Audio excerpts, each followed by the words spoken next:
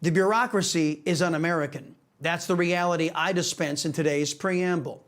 Left-wing media, often the megaphone for the leftists in our country, they are raising concerns that our massive, unaccountable, and derelict government is worried that President Trump will come in and reduce the size and scope of the federal establishment, as irresponsible and feckless politicians from both parties have set our government on autopilot, gifting the unworthy government more and more of our money without any expectation of performance or compliance with the law. Every sane American knows that this government has grown beyond the consent of the governed. This government is so out of control and so dedicated to anti-American values, FEMA has just had to reluctantly fire an employee who was reportedly telling aid workers to ignore Americans in need if they had Trump signs in their yards. How North Carolina voted for President Trump, but also voted for the party that dished up all of their suffering in the wake of these storms as a governor, is beyond me. Meanwhile, at the Pentagon, CNN is reporting that unelected shrubs there are meeting in secret to undermine President Trump once he assumes the role of commander-in-chief. Look, I don't like this, because what's Donald Trump supposed to think? You know, he's sitting down there, he's the president-elect, and now he's got to read in the newspaper tonight that the unelected bureaucracy of the federal government is having meetings at some level about how to thwart or countermand the commander-in-chief. I don't care if it's at the Pentagon or at the HUD or Ag Department. It doesn't matter. The unelected bureaucracy of this government answers to the civilian and duly elected leadership that we just did. And what if you were in his shoes and you just won the popular vote with a clear mandate, and now you got to read that these unelected bureaucrats are plotting against you, but secret meetings that leak? Terrible way to get off to a start with the new administration. Well, I agree that that's maybe not the best way to do it. However, Trump has set them up to be in this situation where they think that he's coming after them. Wow. Can you believe what Gretchen Carlson just said there? Would she tolerate anyone in government plotting against, Joe Biden or Kamala Harris? She seems to be operating under the assumption that the bureaucracy deserves taxpayer-funded jobs regardless of our need for that bureaucracy or their performance. And she seems to be excusing a treasonous act, plotting against the commander-in-chief, in an effort to say that the traitorous act is somehow justified if it saves a government job. Gretchen Carlson is very wrong. There's more activity going on right now, where our country runs the risk of installing a powerful individual in government who has a track record of being in staunch opposition to the America First agenda that was just approved by an overwhelming number of voters. The Senate is deciding who will be the next Republican leader. And because the GOP won the Senate, this man will be the Senate Majority Leader. Mitch McConnell, a well-known never-Trumper, is stepping down after several high-profile bouts with his health. There are 3 people vying for the job: the Johns, Senators Cornyn and Thune, and Senator Rick Scott of the free state of Florida. Pinned at the top of my X page, at C Salcedo Show, is that handle, is my evaluation of John Cornyn, a man I know very well from my home state of Texas. His voting record is a disgraceful one. It's detailed there. I'm not the only one who knows Cornyn well. GOP delegates, arguably the most conservative in Texas, greeted Mr. Cornyn with relentless boos when he tried to speak to them at a GOP convention in 2022.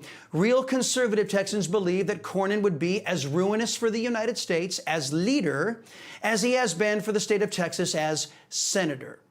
As for John Thune, as Newsmax and other outlets have reported, despite President Trump having a vested interest on who will lead the Senate and whether or not they will support or try to thwart the America First agenda, Senator Thune warned President Trump to stay out of the vote for leader this Wednesday. Thune has had a well-documented rocky relationship with President Trump. A lot has happened now since 2016, but this was how Thune regarded President Trump back then. Thune saying he thought Trump should withdraw from the race and that Mike Pence should be the Republicans' nominee. During the GOP primary, Senator Thune did not back the America First agenda. Here was his rationale. I think people in this country are ready for generational change, and I think a change in tone in our politics. There's an exhaustion factor, there's a fatigue factor with the American people, and always a lot of drama around the former president. Drama, you say? Wow.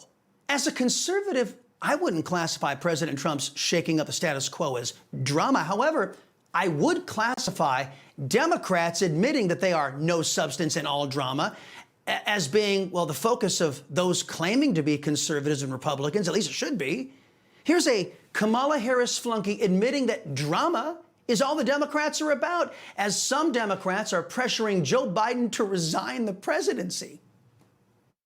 Joe Biden's been a phenomenal president. He's lived up to so many of the promises he's made. There's one promise left that he could fulfill, being a transitional figure. He could resign the presidency in the next 30 days, make Kamala Harris the president of the United States. Whoa. It would absolve her from being able to, from having to oversee the January 6th transition, right, of her own defeat.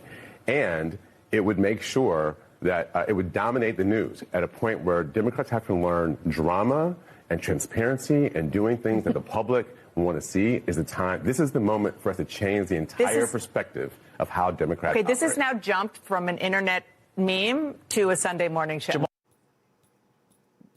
See, I think the Republicans should oppose Democrats, not the America First coalition. But hey, that's just me, a conservative, liberty-loving Latino out here. But back to Thune. Here's how Senator Thune responded to a question asking if he would support President Trump if he were the eventual Republican nominee.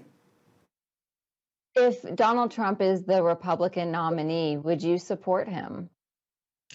Well, I'm hoping, Leanne, to have other options, and I think we're gonna have a robust primary process. So that is a hypothetical, and I know everybody says, "Well, it's a cop out. You don't want to answer that question," but it truly is at this point very preliminary. And I guess what I would tell you is, I hope we have other options, and I think we will. Not exactly a ringing endorsement of the America First agenda and the MAGA president. And that leads me to Florida Senator Rick Scott. As stated, the senator comes from a free state. He has executive experience, so he could relate to some of the headaches President Trump may encounter. But on the issues, as you know, the government is 100% responsible for the massive inflationary spiral we suffer under right now. The massive overspending campaign that Congress has subjected us to was typified in the unnecessary, politically motivated attempt to tie the hands of the new GOP House in 2022, the $1.8 trillion overspending fake budget called the Omnibus of 2022. The overspending measure, thanks to conservative Attorney General Ken Paxton, was deemed unconstitutional because it passed with less than half of the U.S. Congress physically present. It was a fake budget passed by a crooked Congress. Senator Rick Scott did not vote for that omnibus, but the two Johns did. It seems that Senator Rick Scott is the only one of the three contenders who can credibly claim that he has not stood against the America First agenda, and who, in some cases, didn't join Democrats to inflict massive pain onto our people. Perhaps that's why Elon Musk, one of the defenders of American free speech, is backing Senator Scott. The Senate is not taking too kindly to the conservative movement weighing in on the GOP leader race. According to Politico, quote, senators do not take kindly to having an army of social media trolls attack them, end quote. Wow, pointing out their record is attacking them. Not wanting the GOP to vote for destructive Democrat overspending is attacking them.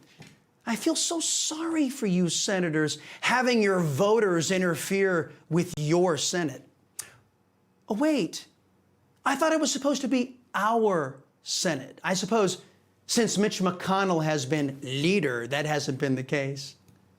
Still, in this conservative's viewpoint, both President Trump and our people do have a vested interest in who is named leader, and whether certain senators don't take too kindly to the will of the people being done, well, that sounds like a them problem.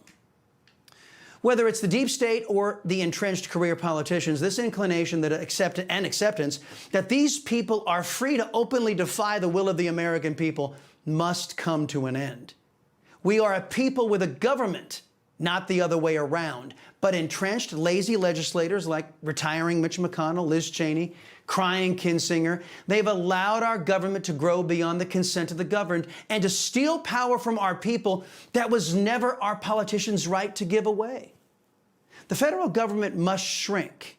And I was elated to hear that the bureaucracy is afraid of Trump because, well, first, It's fitting that the government share the dread that they have imposed and inspired in us for 12 of the last 16 years.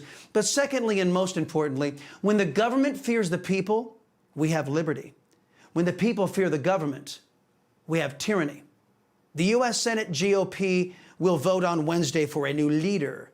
Who they choose will signal if the Senate GOP embraces the America First agenda to make the government once again the servant of Americans, or if the Senate will become an instrument or remain an instrument of the deep state bureaucracy. You should call your senators, in particular the ones who are up for re-election in 2026, and you should let them know. Let all of them know where you stand, and that they and other federal employees are not entitled to their jobs. Let them know their jobs hinge on the choice they make on Wednesday, so they better get it right and choose we the people. You know, folks, I thank God for my wonderful wife, my kids, my country, the greatest nation ever. And Americans like you who believe in the truth, the Chris Salcedo Show will never stop fighting for you. The Chris Salcedo Show, for the news you need to know.